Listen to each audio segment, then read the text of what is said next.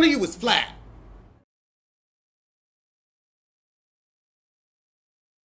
So I want to know, is caviar good on a baked potato? Let's find out. While we watch the Housewives of New York reunion, and I'm going to tell you right now, I don't want to hear about your genital hair, Jenna. I don't want to hear about your genital hair. You said your brother used to call you genitalia. We don't need to genitalk you, okay? I don't need to know how it grow. I don't need to know where it show. But your outfit cute. Brynn, you look like Mrs. Roper. Aaron, well, you're pregnant, so I ain't gonna say nothing. Uber, you look good, but I still don't like you. Sigh, wasn't that big of a moment for me. Jessel, the Ozempic looks great on you. Jessel got an iPhone 16 for her 10th anniversary. That's so freaking basic. Oh, Pavit, you're a disappointment. Oh, God, Brynn, hi, Daddy. Vomit, vomit, vomit. Vomit. Uber said she's in. Good, because I'm sick of you being angry. Oh, so she just watched the finale. So they surprised her. So she finding out she nutty boo along with everybody else.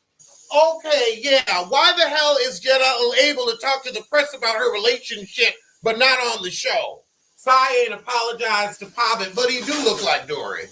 Sai, you do act bipolar, and this is a reality show. I'm sorry. I'm staying with, he called you that in chorus with his wife because y'all was arguing. Now, she said, well, he wanted an apology for saying that he was going to Vietnam to sleep with ladyboys. Say it was ladyboys, too. Bring up that part. Wow, Raquel's mom is still a piece of shit. Okay, so we talking about the Leslie moment in front of her mom, but y'all always having some Leslie moments on this show. So now we get to who said Sai hates Jenna. Sai said, I don't hate her. She just ain't for me. And everybody's like, look, you said words to that effect where that was the message coming loud and clear. Now Brynn gonna say, oh, well, Sai was trying to get them to like her more by liking me less. No. You put me through hell.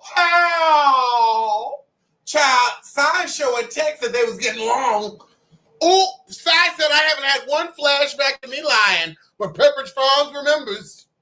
So I am air frying the potatoes, browning some pancetta, and I sliced chives, and we're going to have it with regular and goat cheese with some $10 whitefish caviar. Now, Kathy Hilton has it with $1,000 shit, which I ain't got the money for, but we're going to do the $10 whole food. So everybody's like, what did I do? 5 weeks of what? You're lying and everyone's catching you. You felt the effect of being screamed at for 5 weeks. Oh, God. You called me 6 names, Aaron. 6 names. Yes, let's talk about how we saw Brynn create issues with everybody, about everybody. Running and telling that. So Brynn gonna say, I just run and tell that no help for you ad, and everybody's saying you ad. And malicious sauce. Oh, God, Brynn, Sai is not the art of projection. Brynn, you twist it, but we know that. Wait a minute. Jessel gonna say, I don't think she insinuated that she had money problems, but then you just said she did. Child, talk about backpedaling, P-pop. Brynn, now you're crying and saying, I was going to, and Jeff Lewis was picking. Girl, this is disgusting. You are really going to weaponize your assault against Jeff Lewis. Girl, this is so trifling. I'm sorry. This is, we have to call it what it is. Again, we are not denying, but you're doing it against Uba, and now you're trying to do it to Jeff Lewis, and it's just, after making this your personality, you're wrong for this. Child, that carbon monoxide text, that exposed you. I wrote that about myself. Girl, it was still a threat. We see through your act, Brynn. We've seen this before. Oh, Sai said, what do you do for a living since you don't date? How's therapy going? Brynn said, I bought my $7,000 dress. Well, you wasted your money. Brynn said her man is always flitting to San Tropez, too busy to have the baby. Girl, ain't nobody believing that bullshit, whatever. Pavit told Jessel he don't want that third baby, and I don't blame him. He said, please, 2 babies at once is enough. Bump this. I want to fly. He do not want that third baby. And I'm glad he stood up for himself. He was browbeating him into that shit. But then we get to Brynn saying that Pavit ain't the love of her life. Damn, she said he was quiet. The whole episode he was quiet. Cause, I mean, y'all got a friendship-ass marriage and you got to get comfortable with it. Y'all got to confront some shit. I'm sorry, do you feel their love? Their sexuality? Oh, God, Brynn, we don't care about your sorry. I just, get her out of here. I just, fuck her. It's just a fuck you. Ooh, Jessel said you didn't even text me to say sorry when you saw it, heifer. Ooh, and we got you on camera saying, I bond with Aaron Tsai by talking shit about Jessel. She said, I'm questioning your character to my core. A Mimi core. Really, Brynn rode Jessel hard every 5 minutes. Jealous because she's got the life and the luxury and the love. But now Brynn's going to say, well, everyone's been the whole season saying, Brynn, Jenna trying to shut her up, and we ended the episode. Girl, let's talk about it. Baked potato, Kathy Hilton style. Take a healthy amount of this caviar and some sour cream.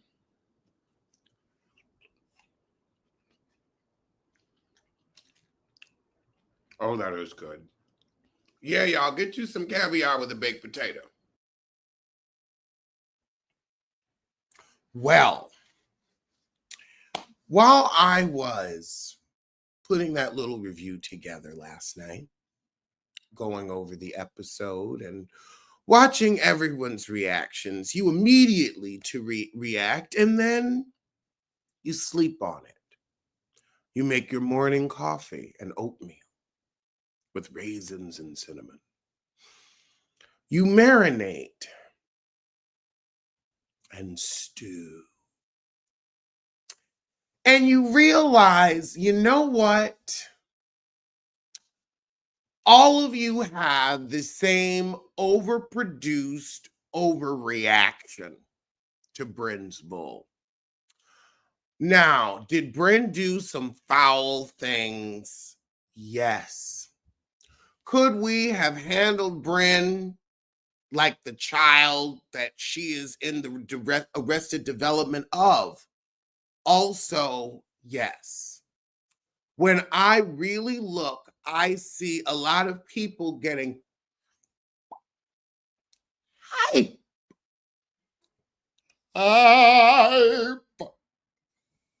Over a heifer they just met saying some off-the-wall things.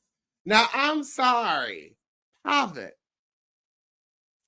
Ain't no way some random heifer your wife worked with, no shit out of her mouth should shake the foundation of your institution. I should not be in a relationship with somebody and instantly believe some shit out of some hag's mouth.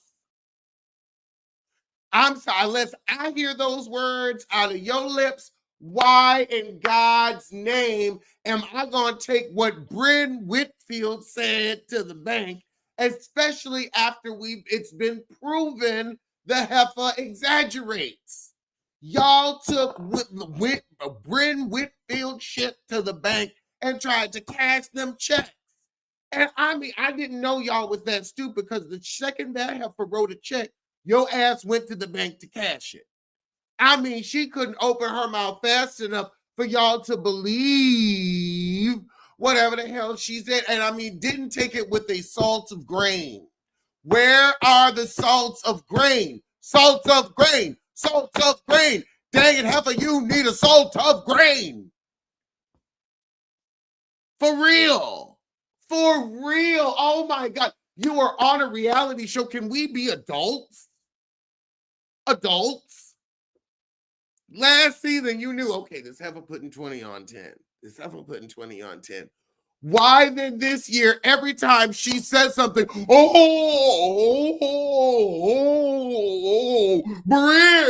spoken. Oh my God, Brynn said it, so it must be true. I feel like y'all really might have even stopped this behavior if instead of every time Brynn over-exaggerated and it sounded like an over-exaggeration because she's not a good liar.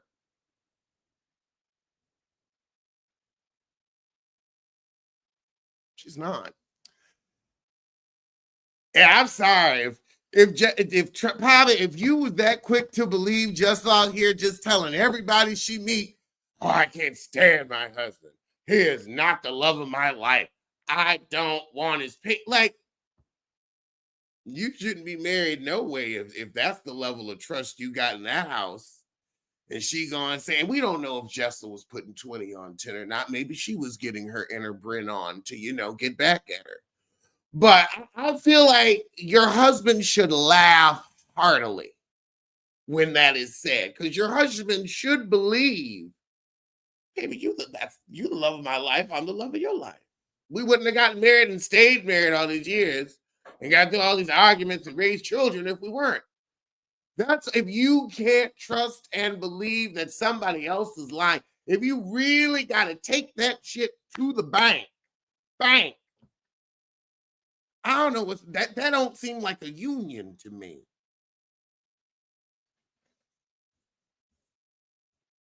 Pavit wasn't right, nor were the rest of the women. They act like the British Department of Justice.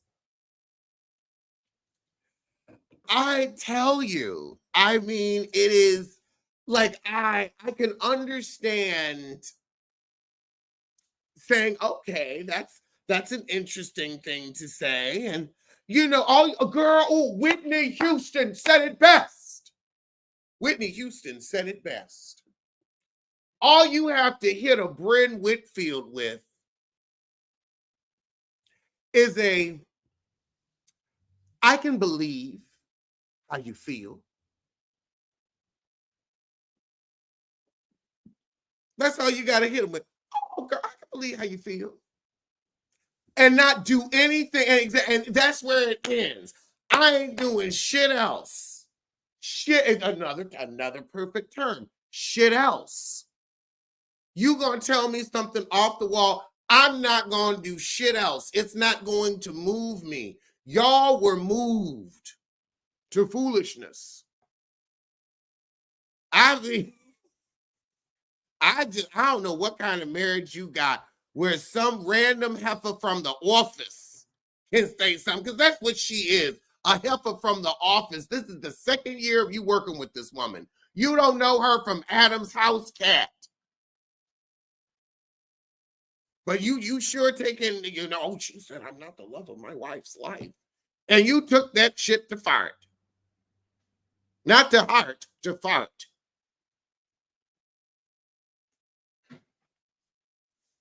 Child. And also, you saw how loveless your marriage looked on TV. People go and talk. You put it out there. Y'all should have kept that little union to yourself. I mean, I ain't wishing bad on you, but it don't look like nothing I'd want. It don't. Oh, Lord. That looked like a roommate-ass marriage. And it do. And everybody was talking about it. Now, is it sad that Brynn brought it up? Yes. But I'm glad it was brought up because we needed to discuss it. Maybe now y'all know, act like you give a shit about each other on screen and you ain't just going half on a baby. Because that's what it looked like.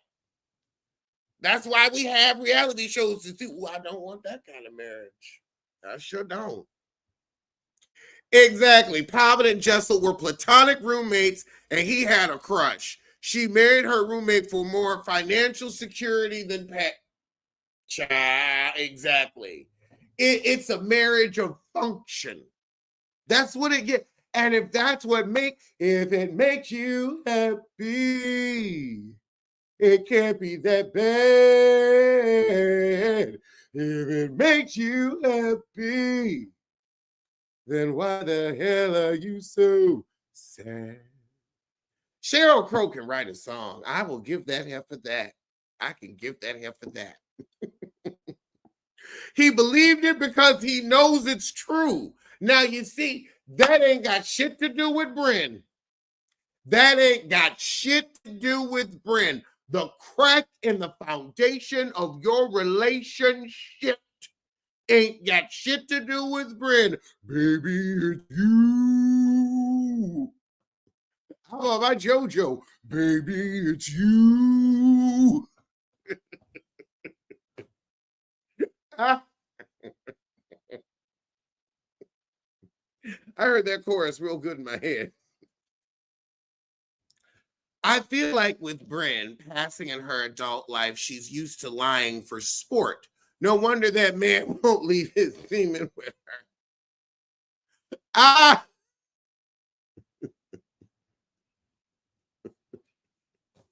But exactly, there's something wrong in your dry ass marriage. That's what that is. Because otherwise you would have laughed heartily when Brynn said that shit.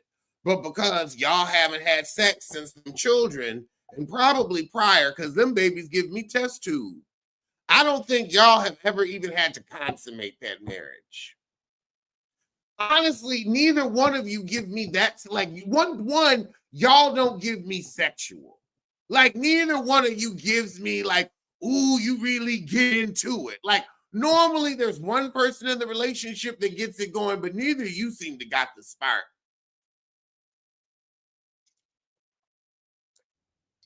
But I am glad he stood up and said, I don't want that third baby that you was going to browbeat him into. Hell, you browbeat him into this marriage and them 2 kids. Oh, Lord. But Brynn was a baby when her grandma took her in. Where is the trauma? There is trauma. Like, look, we can tell with Brynn, there is trauma. There is trauma. That is undeniable. It's how she's dealing with it as an adult that's poor. And it can't, you've got to be able to be functional in that. And that's very sad. There's nothing funny about that. But what's funny is Pavit believing that bullshit. Now that's funny. Just believing some heifer off the street. Now that is funny. That's funny. I'm like, really? I was like, why the hell? And honestly, everybody, like, with the whole $200 and Jen is having money troubles. I would have taken that as a joke because she's obviously not having money troubles. Obviously. She got they trying to get her to buy a Bentley. But she said no, that was a rental. They were trying to get me to buy one. And what'll probably happen is she'll end up buying her son a car from one of their dealerships out here in California. Y'all forget that Jessel moved to be on the show. Where did she move? Oh, that's right. She moved from Texas. She moved from Texas to be on the show. And I'm sure Pavit's happy about it because some got to pay for that apartment in New York. That's right. Anybody that's going to say Tribeca is up and coming. She said Tribeca is up and coming. Is up and coming. Like one of the most expensive neighborhoods on the planet. On the planet is up and coming. It's up. All right, girl. Okay. But yeah, I feel like now that we're all sitting at the reunion, I think if everyone had taken what Brynn was saying with a swalt of grain, and just responded with, I believe how you feel, or when somebody said, oh, well, Brynn said, you said, I just replying with, oh, Brynn said, so now we're listening to Brynn, or well, consider the source before you run off behind somebody that's ill-informed and ill-equipped. I feel like I just y'all could have handled this a different way.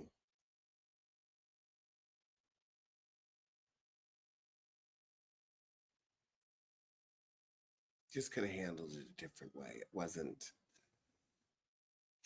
wasn't necessary for everyone to get as hype and oh my god, and Brynn said and money troubles and girl, it's a housewives show. Like other than this thing with Uba, Brynn's behavior on a housewives show is normal. It's called being the bone carrier, except she adds a little to it. I mean, the other shows have liars on there. Let's talk about Mia. Let's talk about Mia. Hey, Joel.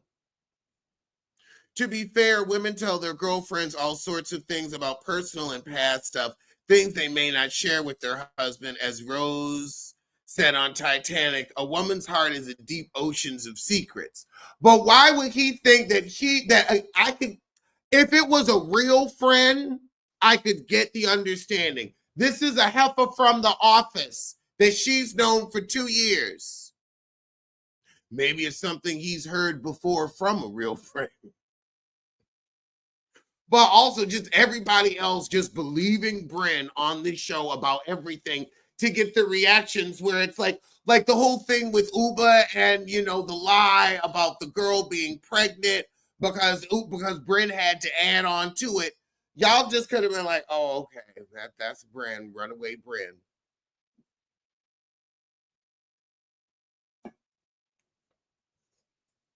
But y'all didn't have to take everything she said to heart or to fart. But I guess that's all that first episode of the reunion really gave me is we got to stop believing this alpha. And y'all didn't have to all season, but you did it to keep a storyline going because there wasn't anything else. There was nothing else to talk about, no mystery to figure out. There was no love, no cohesion, no union, no unity, no real friendship. Just heifers trying to get a check. And that should be its own show. Heifers trying to get a check. But that's not Housewives. That's not Housewives. All right. Well, I'm going to see you soon for better.